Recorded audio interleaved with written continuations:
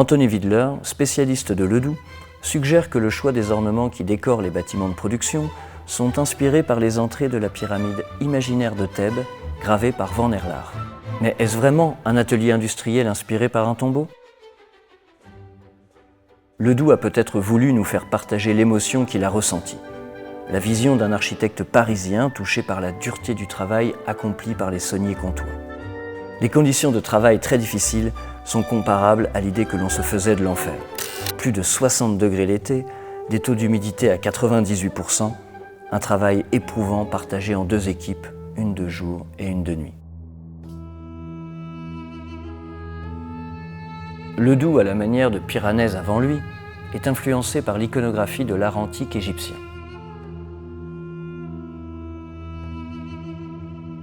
Un grand nombre d'ombres de bâtiments se projettent sous forme pyramidale sur les maisons adjacentes ou même sur le sol.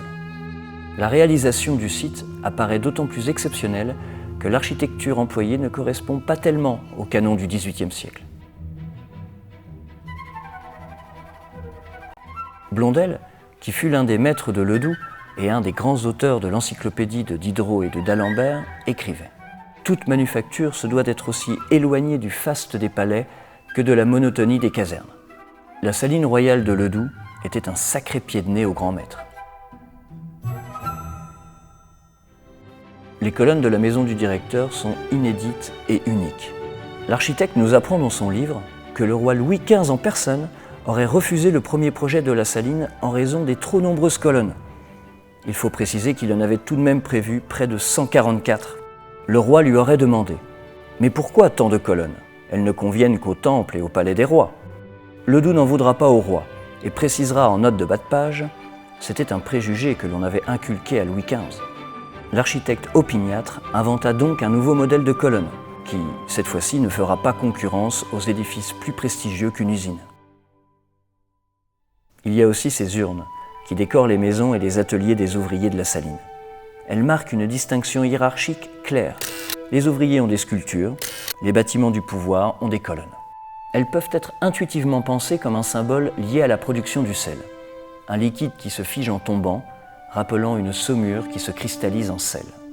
D'autre part, les maisons prévues pour les familles des ouvriers de la saline sont toutes identiques, alors que les statuts et les salaires des ouvriers étaient très disparates, ce qui est incroyablement révolutionnaire pour un site réalisé sous le règne de Louis XVI.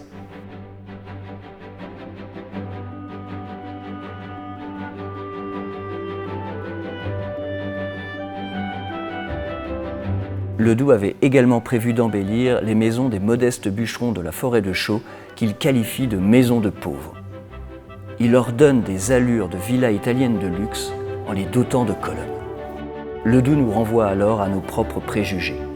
Les pauvres doivent-ils être privés de beauté ? 200 ans plus tard, sommes-nous seulement capables d'imaginer la possibilité de maisons pour les plus pauvres, esthétiquement aussi belles que les plus grandioses villas ?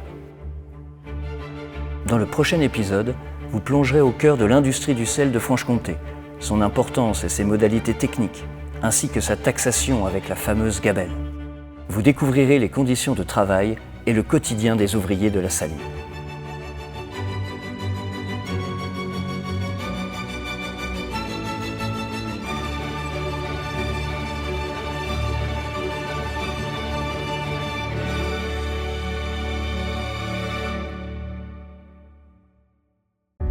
Not a stranger to the dark.